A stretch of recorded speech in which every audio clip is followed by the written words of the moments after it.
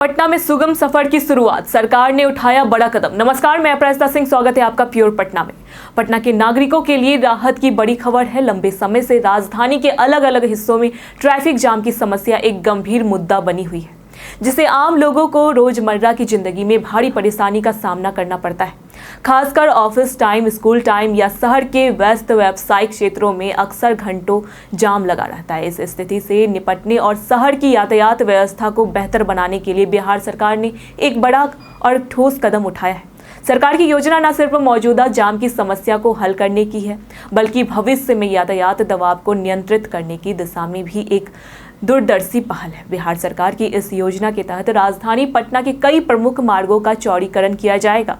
इसके लिए सरकार ने कुल 22.14 करोड़ रुपए की लागत से एक विस्तृत परियोजना को मंजूरी दी है।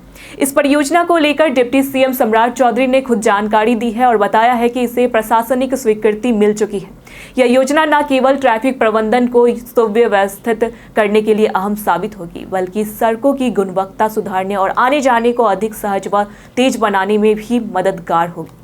यह निर्णय विशेष रूप से समय की मांग है, क्योंकि आने वाले दिनों में पटना एयरपोर्ट के नए टर्मिनल भवन का उद्घाटन प्रधानमंत्री नरेंद्र मोदी द्वारा 29 मई को किया जाएगा।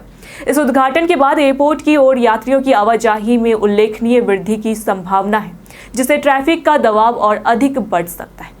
इसी संभावना को ध्यान में रखते हुए सरकार ने ट्रैफिक प्रबंधन को मजबूत करने के लिए यह कदम उठाया है। इस योजना के अंतर्गत जिन प्रमुख मार्गों का चौड़ीकरण और मरम्मत किया जाएगा, उनमें विवेकानंद मार्ग, बोरिंग रोड से लेकर पश्चिम बोरिंग कैनाल रोड स्थित पंचमुखी हनुमान मंदिर तक का रास्ता, इंदिरा सिन्हा पथ, राजेंद्र पथ, वीर शिवाजी पथ, वीर कुंवर सिंह पथ, रामकृष्ण पथ, लाल बहादुर शास्त्री मार्ग, मदर टेरेसा मार्ग, तिलक मार्ग और कस्तूरबा पथ जैसे कई संपर्क मार्ग शामिल है। ये सभी सड़कें पटना के प्रमुख आवागमन क्षेत्रों से जुड़ी है, जहां ट्रैफिक की समस्या सबसे ज्यादा देखने को मिलती है। सरकार की यह योजना न केवल सड़क चौड़ीकरण तक सीमित है, बल्कि इसके जरिए समग्र शहरी विकास और यातायात व्यवस्था को भी एक नई दिशा देने की कोशिश की जा रही है।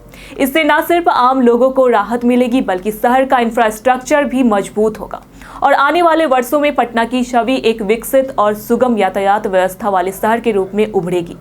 इस योजना से जहां एक और नागरिकों को रोजमर्रा की परेशानियों से राहत मिलेगी, वहीं दूसरी ओर शहर की अर्थव्यवस्था और गतिशीलता में भी सुधार होगा।